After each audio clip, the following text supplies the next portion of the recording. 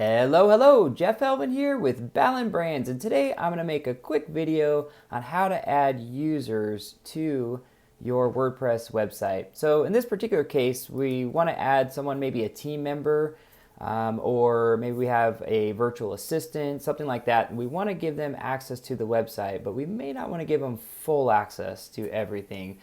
Maybe we want them to add blogs or make some content, but maybe we want to check it first. We don't want it to go live on the website, things like that. So we're going to take a look here on how to do that with your WordPress website.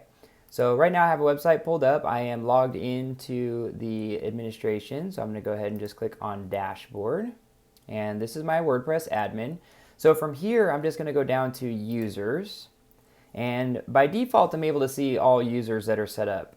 Most of the time, it's just going to be a single user, especially if it's a website that we just built for you. You might see a user for Ballen Brands, and you might see your own administrative user. So you might have two in there. But in this case, I want to go ahead and add a new one. So you're going to see here, we just have this Add New button.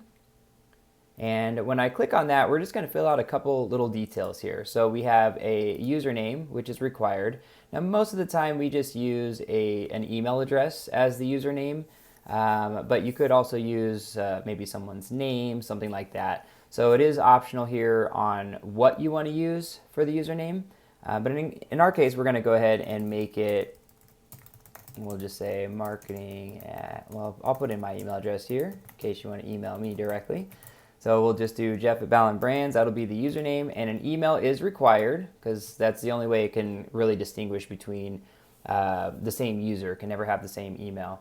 And then we can put first name, last name. Now notice it doesn't say anything next to it. So technically I don't have to enter that information. If we're not going to be using this for publishing content or using some sort of author credit or something, then we don't have to put it in there. But in this case, we'll just go ahead and be a little thorough and put that in there. Website, that would be if there's a particular, somebody else on here and has a website, we want to keep track of that. But we don't have to put in like this website, right? This isn't asking where we want to make them an administrator. And then password. So it has this option to generate password. Now my browser also creates a password. We do typically want to create a stronger password. We kind of have the tendency sometimes to just put admin or testing123 or something really simple. But when we do that, then it really opens us up to security vulnerabilities. So we don't really want to do that. We want to use a strong password. And the good news about strong passwords these days is we're able to at least save those, right, in our different browsers. And if somehow we forget the password, it's really easy also to just send ourselves an email link to create a new password. So I do encourage you to use a strong password here on your WordPress websites. So there's one already put in there for me. Like I said, my browser does that. Otherwise, you can click the generate password option, or you can type in your own password. And then the other thing we want to do is we want to send the new user an email about their account. So this lets the person who we just set the account up for know that they have a new account. It'll also give them a link to generate a password or create a password, if there's any problems with them, maybe you didn't give them a new password. Things like that. So it's a lot of options here, but we do recommend that send the new user an email about their account.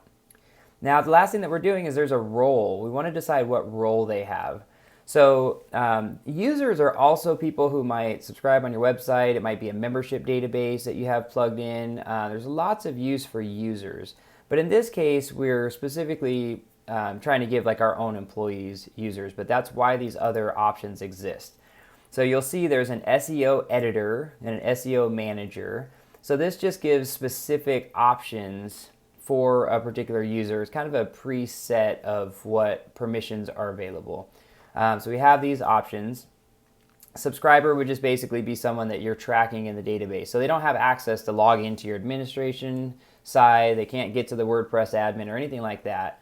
A contributor would be able to log into your WordPress admin, but they'd only have the option to provide feedback. There's no, they can't actually publish something live to the website.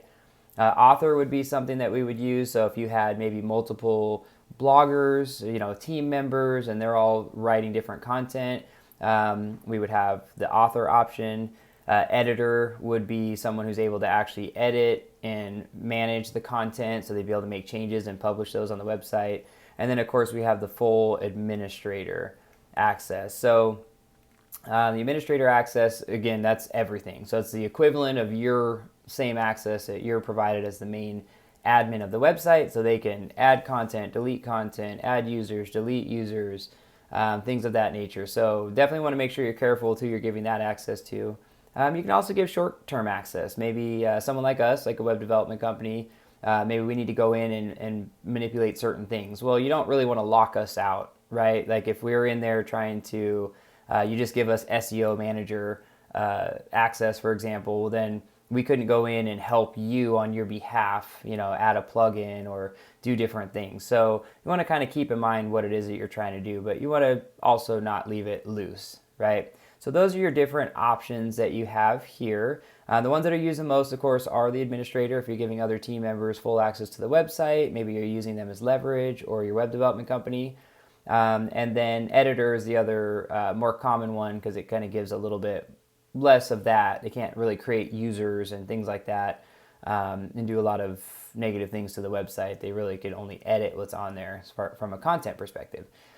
So those are your different options. Once I go ahead and click add new user, it sends them an email if we had that box checked, and they would then be able to access your website. So if you have any questions on that, by all means, you can reach out to us at team@ballenbrands.com.